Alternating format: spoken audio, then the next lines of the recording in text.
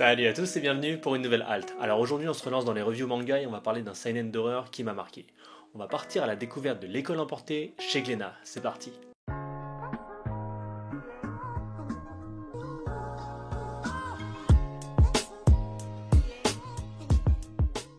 Mais avant de commencer, d'où est-ce que ça vient l'école emportée? C'est un seinen de Kazuo Umezu, un auteur né le 3 septembre 1936 dans la préfecture de Wakayama au Japon. Méconnu en France avant la publication de l'école emportée, ce grand mangaka inventa le terme de manga d'horreur. Il est d'ailleurs lui-même qualifié comme le dieu du manga, le père ou le maître du manga d'horreur. En France, il a publié des œuvres chez Les Arts Noirs comme La Femme Serpent, La Maison aux Insectes, Orochi, Je suis Shingo ou Le Vœu Maudit. Chez Glénat, c'est avec Baptisme et L'école emportée. Concernant l'école emportée, sa publication japonaise fut dans le magazine Weekly Shonen Sunday de l'éditeur Shogakukan entre 72 et 74. Puis publié en 11 volumes reliés, sorti au Japon entre juin 74 et mai 75. La même année, l'auteur est distingué du prix Shogakukan pour son œuvre. La version française de l'école emportée a été éditée une première fois en novembre 2004 jusqu'en octobre 2005. Une réédition quant à elle a vu le jour depuis septembre 2021.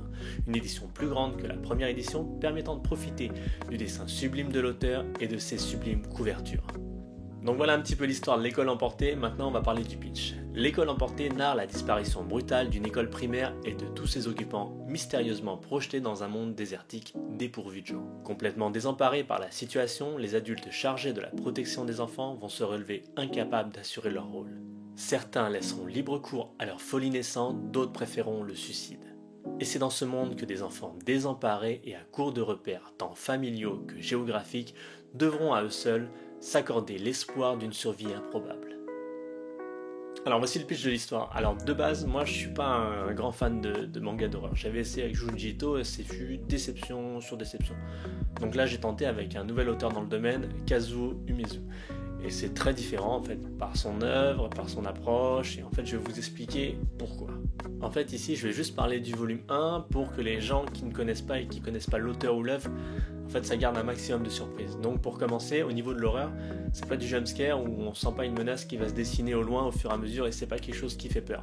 Ici, en fait, l'horreur, c'est surtout comportemental par rapport aux adultes et aux enfants. En fait, il y a une immersion qui est très rapide quand on lit et on se sent faire part dans cette histoire et on est un peu comme tout le monde, c'est-à-dire qu'on ne comprend pas où est-ce qu'on est, on ne comprend pas ce que les personnages vivent, on ne comprend pas et en fait, c'est la découverte au fur et à mesure qui rend l'œuvre hyper intéressante. Le scénario est ouf et en fait, après, on se met à imaginer des théories en disant « Ah oui, on est comme ça » et en fait, parfois on se trompe et parfois on a raison et c'est ça qui est hyper intéressant, c'est tout le mystère qui est derrière une œuvre. En fait, on croit quelque chose mais en fait c'est pas vrai et en fait c'est différemment amené que l'horreur qu'on a avec des monstres ou des choses comme ça et c'est hyper intéressant. Alors en fait dès le départ j'ai naturellement rallié le côté des adultes au vu de mon âge et en fait j'ai très rapidement remarqué que tout ce qui se dégageait d'eux c'était vraiment genre des adultes désemparés, un peu mauvais, manipulateurs face à toute une école d'enfants et ça m'a vraiment choqué par le comportement de certains, c'était vraiment genre ils sont horribles, c'est des monstres. Et en fait, ils veulent les préserver en utilisant différents stratagèmes et on se rend vite compte qu'en fait, les trois quarts sont humainement horribles et réagissent de façon très, très égoïste en fait. Et donc, je me suis rallié ensuite avec le côté des enfants et c'est hyper bien parce que c'est une différente mentalité et on sent faire part à ce petit groupe, même si on n'est pas là, l'immersion elle est vraiment totale. Et je vais vous expliquer pourquoi elle est différente par rapport à celle des adultes. En fait, le groupe des enfants, il est un peu plus intéressant parce qu'ils réfléchissent vraiment en communauté alors que les adultes sont toujours très égoïstes. C'est que les enfants, ils réfléchissent plus en groupe, ils s'entraident, ils réfléchissent ensemble comment ils doivent aborder certains choix ou certaines choses, alors que les adultes, c'est vraiment genre égoïste. Et en fait, l'horreur dans cette œuvre, elle est présente, mais elle est surtout au niveau humain. Et en fait, c'est ça que c'est génial parce que tu vois la noirceur de l'humain et que parfois, l'âge ne reflète pas forcément la sagesse et le bien peut aussi bien se cacher dans des très jeunes enfants ou des très mauvais, mais l'âge veut rien dire en fait. On dit que plus tu vieillis, plus tu es sage ou quoi que ce soit, et en fait je me rends compte que parfois, quand tu lis cette œuvre, que la candeur des enfants est peut-être plus adulte que les enfants. C'est un peu bizarre comme concept, mais c'est comme ça que je le vois.